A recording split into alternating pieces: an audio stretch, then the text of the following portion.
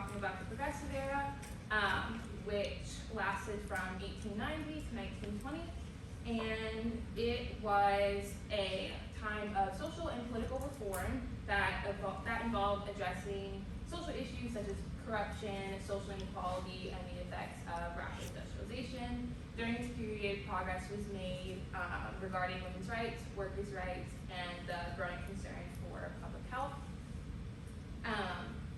As it was a period of political reform, primarily through legislation, some of the pivotal reforms that happened during this time that reshaped America and really improved the lives of citizens in different ways was the Sherman Antitrust Act of 1890, which was one of the first pieces of a three-part legislation deal to attempt to curb the powers that monopolies had during the time.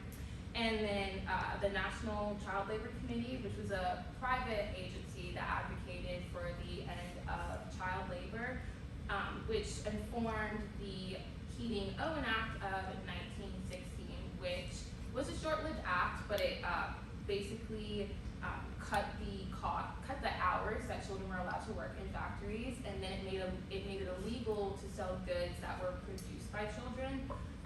While it was short-lived because it was struck down by a Supreme Court ruling in 1918, it does show that during the time there was obviously growing reconciliation over the concern for child labor, and working to end that because in the 1900s, 1 in 6 children were working in factories.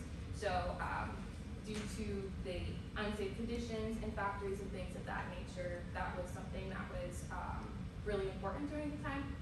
And then obviously the 19th Amendment, where women's suffragists campaigned for the right to vote, and that was passed in 1920. And then the second piece of legislation that had to do with curbing the powers of monopolies was the Clayton Antitrust Act, which basically prohibited certain types of conduct within businesses that made it harder for monopolies to hold their power, such as you couldn't be on the board of directors of 2 competing companies, or have price discrimination, things of that nature. And while obviously this is not nearly an exhaustive list of all the reforms that happened during this time, there are just a few key reforms I chose. It was a time that, because of the continual gap in inequality as it relates to safety with workers and public health, and just the effects of rapid industrialization as cities continue to grow due to immigration, and buildings just continue to be built and things like that curbed a lot of more urban planning and just public safety in that way. It was a time in which not only various levels of government, but just the citizens were campaigning for more safety and reform that would have helped close the gap as it relates to rights and freedoms that they had. And so within that context, I wanted to focus on how a few average citizens contributed to the discourse involving rights, and specifically the reforms that were made through their work in investigative journalism. And so I want to talk specifically about muckrakers. And so it's just a fancy term for an investigative journalist who aimed to expose the muck, which is just different types of corruption that existed in government systems and other societal structures, to hope to aim to decrease this amount of corruption, which negatively affected American society and its citizens. And so the term was popularized by President Theodore Roosevelt in his speech in 1906, in which he said, and I quote, "The men with the muckrakes are often indispensable to the well-being of society, but only if they know when to stop raking the muck." And what he referred to, and as it relates to raking the muck, which is basically just what the investigative journalists would do through their work, which often brought to the light the immense amount of corruption that existed in government, and big businesses to the surface. And so these muckrakers usually would publish their work in magazines, newspapers, and sometimes books. And the magazines that they would publish, such as McClure's magazine and Collier's magazine, was very popular in the middle class, which this class had a really big role in the public outrage as it relates to the work that the journalism that was done and really moving the needle forward into achieving different bouts of legislation. And so some of the muckrakers, the specific avenues in society that they worked within to expose usually had to do with personal experiences that they had with these industries, but not all of them did, but more of the notable ones always had this personal connection. So some of the notable muckrakers that I wanted to highlight tonight was Ida B. Wells, who is an African-American journalist, suffragist, and activist, and the co-founder of the NAACP, or the National Association for the Advancement of Colored People. And she specifically was an anti-lynching advocate and activist who took time to expose some of the myths surrounding lynching as it relates to why they happened and the groups, and specifically the types of crimes that were committed in relation to them happening. And specifically with her growing up in the American South and she was born enslaved, but she later got her freedom when slavery was abolished. Some of her friends were lynched, so she witnessed their deaths, and it was a very traumatic experience for her. So because of this, she really dedicated her life to exposing a lot of the horrors related to lynching. Upton Sinclair was a novelist and journalist who his Tueller work called The Jungle, which was published in 1906, exposed the unsanitary conditions that existed in meatpacking factories in Chicago.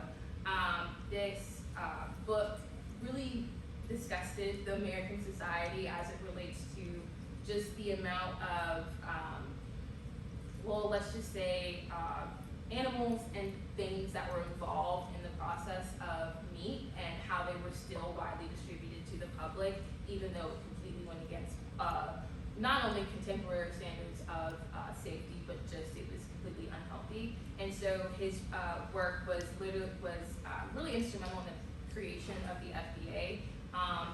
His book was published in 1906, and the first iteration of the Meat Inspection Act was also passed in that same year, just because of the level of disgust and unsanitary conditions that his work exposed. And then Ida Tarbell, her book entitled The History of Standard Oil, which was published in 1904, which basically was the history of Standard Oil, but in particular the illegal practices that the business engaged in. And her work was instrumental in the passing of the reforms I mentioned earlier as it relates to the Sherman Antitrust Act and things of that nature, which eventually resulted in the monopoly being broken up. And so I just wanted to specifically highlight these muckrakers. And so now we are going to do an activity in which you're going to read excerpts specifically from the work of Ida B. Wells and Upton Sinclair. Now, as I mentioned, because of the nature of Upton Sinclair's work, it is kind of graphic as it relates to some of the conditions that he uncovered. So I just wanted to get that disclaimer now.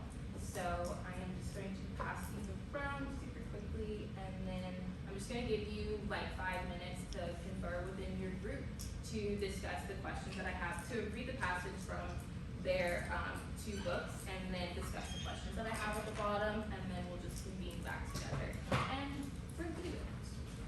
So who's it? We're good. Wait, you're Thank you. oh wait, no, there's 5 of you.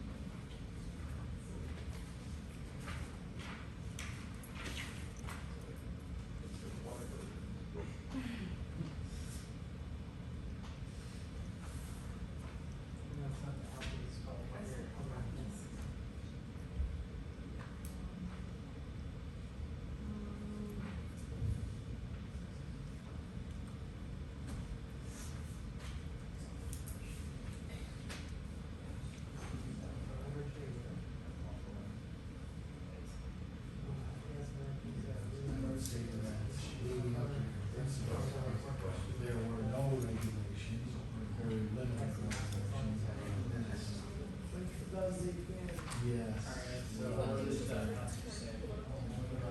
It's a way to silence. So basically, I suppose that's standard for substandard, basically.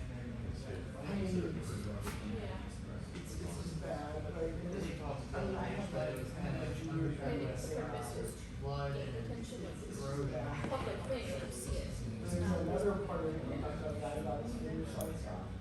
Then you just, this big sod ball, and just ground it up in his hand. Very hard to even keep it. It's like I said, Dude, imported from Europe, but you're using nothing.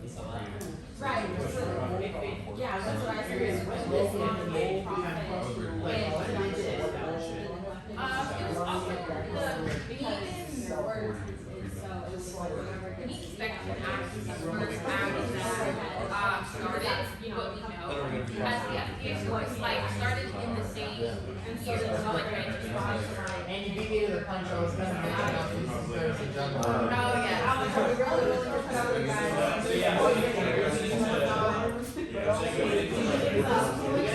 There was no problem. Like, had the program, where the actual there's always like some kind of political Yeah, I violence. mean, it wasn't about law, it was about white freedom. Oh, there's a lot of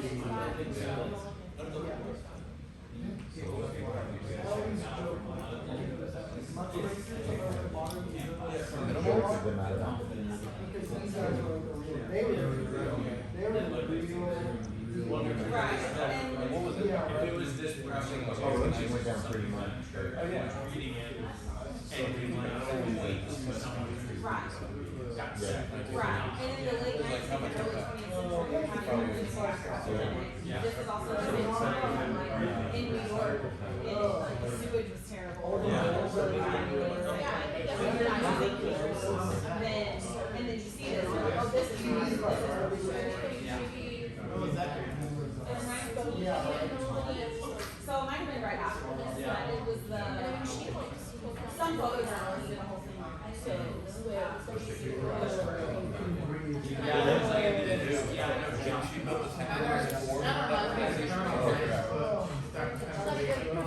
Who was the photographer who photographed in New York all the children who went home alone?